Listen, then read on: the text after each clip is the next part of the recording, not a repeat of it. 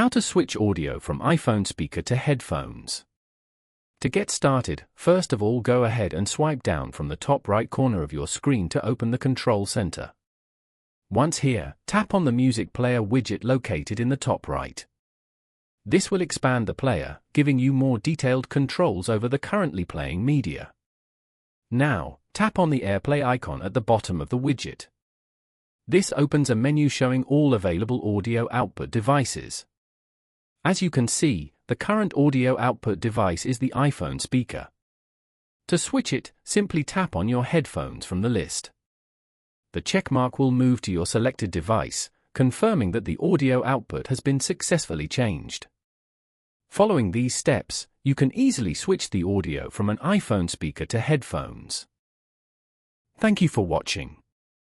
Please leave a like if this tutorial helped you, or leave a comment below if you have any questions related to the video.